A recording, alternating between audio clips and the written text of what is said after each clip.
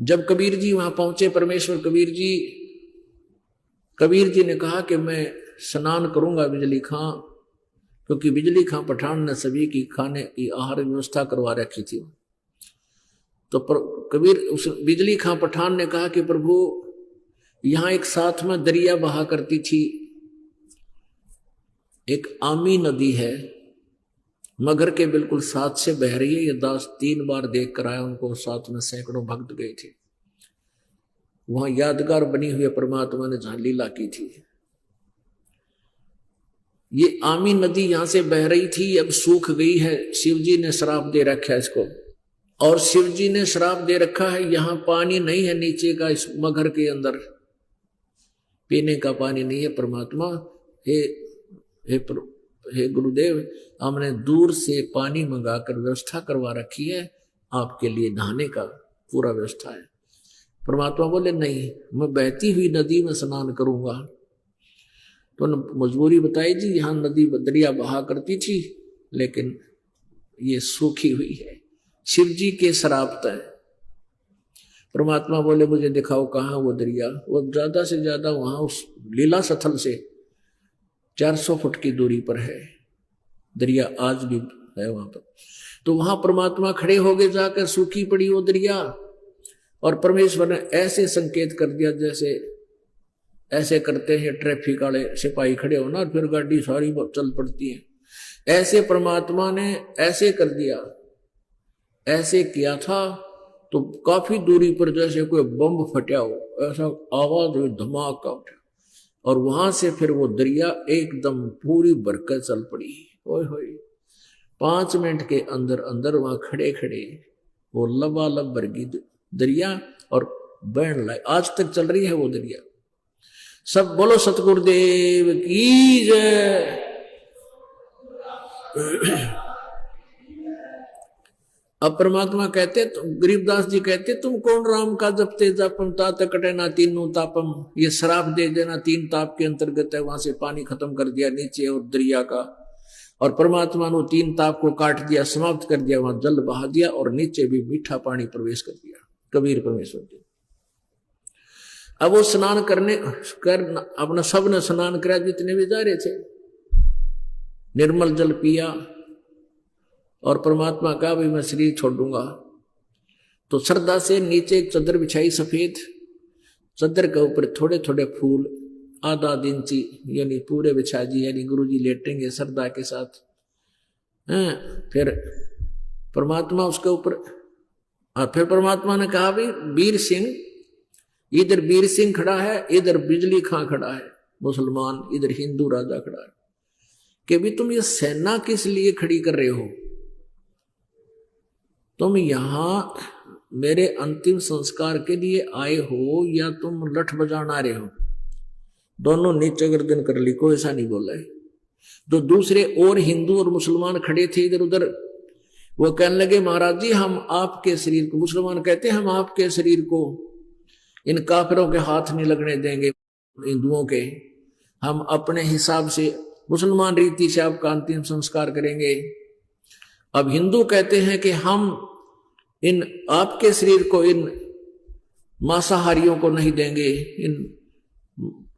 इनको नहीं देंगे मुसलमानों को, हम हिंदू रीति से आपका अंतिम संस्कार करेंगे, आपके शव के इनका हाथ भी नहीं लगने देंगे, हम युद्ध करके फैसला करेंगे।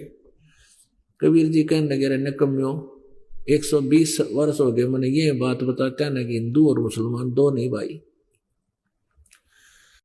इस मान यो शरीर है, मेरा शरीर तो तुम्हारे जैसा नहीं है, लेकिन आपका शरीर है ये माटी है, इसने गाड़ दो चाहे फूक दो, इसने ये कुछ नहीं काम आने का, जब भक्ति ठीक ना करी थे। और खबरदार जब तुमने झगड़ा किया है तो मेरे से बुरा नहीं होगा। अब परमात्मा की वो शक्ति से परिचित थे कि गुरु जी रुष्ट हो गए तो हानि भी हो सकती है, लेकिन वो यूं सोच रहे थे कि ईब ना बोलाम, और गुरु जी एक बार शरीर छोड़ दे मर जा, और फिर देख लेंगे हमने जो करना वो करना ही करना है। मन में सारी खोट था, वो अंतर्यामी थे परमात्मा कबीर जी, उन्होंने वो जानते थे कि ये नाश करेंगे, गृह युद्ध हो जाएगा, महाभारत से भी भयंकर युद्ध हो जाना था जब परमात्मा अपनी समर्थता का वहां प्रमाण नहीं देते थे। फिर कहने लगे भाई बात सुन लो, मेरा शरीर तुम्हें मिले, इस दो चादर एक नीचे बिछाऊंगा एक ऊपर उड़ूंगा, इसमें तुमने अगर शरीर मिला है इसको काट लियो भाई, दो हिस्से कर लेना और लड़ियो ना, एक चादर तुम ले लेना एक ये ले लेंगे, ये जुल्म मत करना। अब जब तो वो कह रहे थे, वो सुन रहे थे, अंदर से जगह नहीं थी उनके, तो परमात्मा ने ऐसा किया, कबीर जी ने उस एक चादर नीचे बिछा रखी थी, थोड़े थोड़े फूल बिछा रखे थे, उन पर लेट गए, ऊपर से दूसरी चादर ओढ़ ली और वहां एक पर्दा सा लगवा लिया था वो अपने चारों तरफ। और थोड़ी सी देर में ऊपर से आकाशवाणी हुई कि देख लो भाई चादर उठाकर, उसमें मेरा शरीर नहीं और मैं सतलोक जा रहा हूं, स्वर्ग से भी ऊपर, ब्राह्मणों खोल लो थारे पतराने भी, देख लो कहां मगर मरिया हूं, मगर से जा रहा हूं शरीर छोड़कर, शरीर जा रहा हूं। तो जब उन्होंने पतरे खोल देखे, अब भाई तो सचमुच सारे संस्कार ही बदल गए, यहां तो सीधे स्वर्ग से भी ऊपर महास्वर्ग में जा रहे, उनकी महास्वर्ग तक दृष्टि थी। परमात्मा ने आप ऊपर से कहा कि ये चादर उठाकर देख लो, इसमें कुछ नहीं मिलेगा, आधा आधा सामान ले लेना, बच्चों लड़ाई मत करियो। अब दोनों जब वो चादर उठाई तो उसमें सुगंधित फूल 100 के आकार का ढेर मिला, सुगंधित फूल, ये फ्लावर पाए उसमें। आधे मुसलमानों ले लिए, आधे हिंदुओं ने, एक चादर हिंदुओं ने एक मुसलमानों ने। और वहीं पर मुसलमानों ने तो अपने वो फूल नीचे गाड़ दिए, हिंदुओं ने वो जलाकर राख करके वहां नीचे गाड़ी ने भी नीचे दिए, उन पर भी यादगार है, उन पर यादगार है।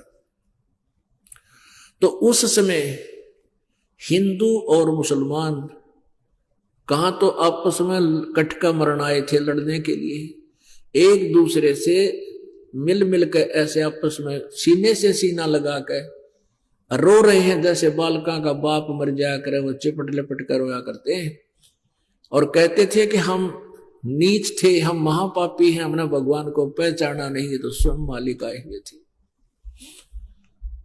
इस प्रकार पुण्यात्मा वो परमात्मा समर्थ थे और समर्थ परमात्मा ने ही वो महाभारत से भी भयंकर युद्ध समाप्त कर दिया, नहीं होने दिया। उससे पहले आसपास के जो ज्योतिषी थे वो बताया करते थे कि इस वर्ष में एक भयंकर युद्ध होगा, बहुत ज्यादा नरसंहार होगा, और उसके बाद वो परमात्मा ने युद्ध टाल दिया। तो वही पत्रों वाले बताने लगे कि वो संयोग इब बदल गया।